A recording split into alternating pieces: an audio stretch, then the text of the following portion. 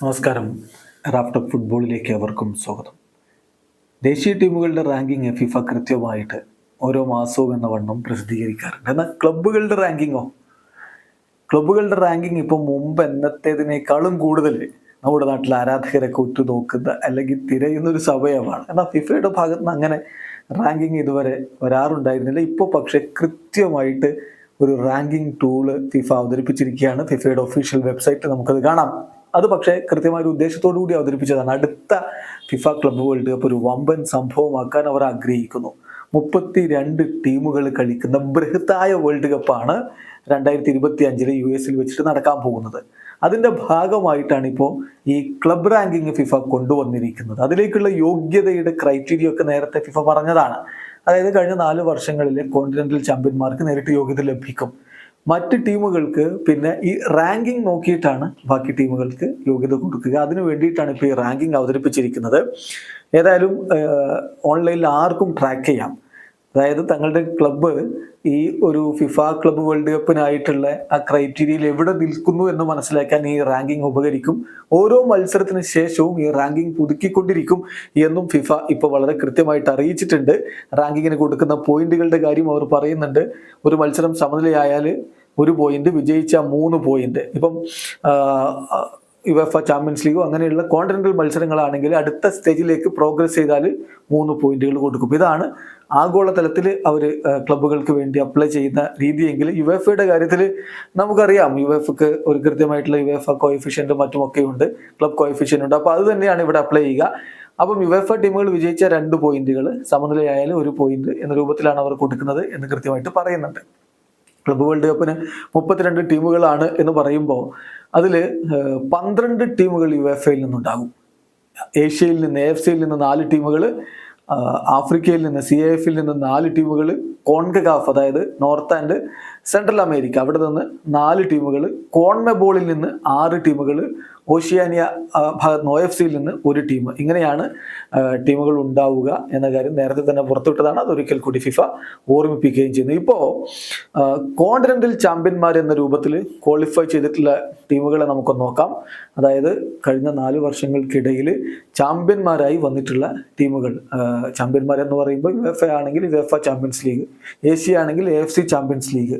അങ്ങനെ ഓരോ കോണ്ടിനെന്റൽ ചാമ്പ്യന്മാരായിട്ട് വന്നുകൊണ്ട് ഓൾറെഡി യോഗ്യത നേടിയ ടീമുകൾ കോൺമെബോളിൽ നിന്ന് ബ്രസീൽ ടീമായിട്ടുള്ള പാൽമിറാസ്, ഇംഗ്ലണ്ടിൽ നിന്ന് അതായത് യുവേഫയിൽ നിന്ന് ഇംഗ്ലീഷ് ടീമായിട്ടുള്ള മാഞ്ചസ്റ്റർ സിറ്റി, കോൺമെബോളിൽ നിന്ന് ബ്രസീൽ ടീമായിട്ടുള്ള ഫ്ലെമിംഗോ, CAFൽ നിന്ന് ഈജിപ്ഷ്യൻ ടീമായിട്ടുള്ള അൽ അഹ്ലി, യുവേഫയിൽ നിന്ന് സ്പാനിഷ് ടീമായിട്ടുള്ള റയൽ മാഡ്രിഡ്, AFCയിൽ നിന്ന് സൗദി അറേബ്യൻ ടീമായിട്ടുള്ള അൽ ഹിലാല്, CAFൽ നിന്ന് മൊറോക്കൻ ടീമായിട്ടുള്ള വെയ്ഡാഡ് അത്ലറ്റിക് ക്ലബ്ബ്, ദെൻ യുവേഫയിൽ നിന്ന് ഇംഗ്ലീഷ് ക്ലബ്ബായിട്ടുള്ള ചെൽസി, കോൺമെബോളിൽ നിന്ന് ബ്രസീലിയൻ ക്ലബ്ബായിട്ടുള്ള ഫ്ലൂമിനൻസ്, ഏറ്റവും ഒടുവിൽ അവിടെ നിന്ന് കോൺമെബോളിൽ കോപ്പ ലിബർട്ടഡോറസ് നേടിയത് അവരാണ്.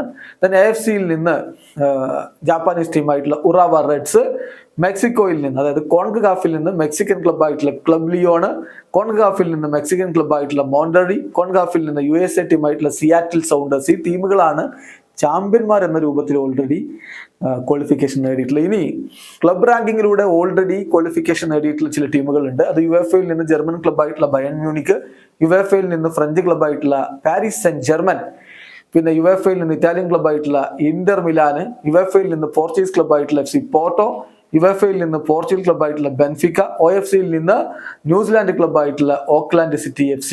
അപ്പം ഏഷ്യയിൽ നിന്നും മറ്റുമൊക്കെയുള്ള ക്ലബ്ബ് റാങ്കിങ് വെച്ചിട്ടുള്ള ടീമുകൾ ഇനിയും വരാനുണ്ട്. അപ്പം ഓരോ കോൺഫെഡറേഷനും സെപ്പറേറ്റ് റാങ്കിങ് ആണ് ഇപ്പോൾ ഫിഫ കൊടുത്തിട്ടുള്ളത്. ആ ക്ലബ് റാങ്കിങ് കൂടി നമുക്ക് നോക്കാം. AFCയിൽ ഇപ്പോൾ 1ാമത് നിൽക്കുന്ന അൽ ഹിലാലാണ്. അൽ ഹിലാൽ ഓൾറെഡി ക്വാളിഫൈഡ് ആണ് എന്ന കാര്യം ശ്രദ്ധിക്കുക. അപ്പോൾ അൽ ഹിലാൽ ഇത്തവണയും AFC ചാമ്പ്യൻസ് ലീഗ് നേടുകയാണെങ്കിൽ സ്വാഭാവികമായിട്ടും അവിടെ ഒരു സ്ലോട്ട് ഓപ്പൺ ആകും. അത് ഈ രൂപത്തിൽ ക്ലബ് റാങ്കിങ് വെച്ചിട്ടായിരിക്കും കൊടുക്കുക.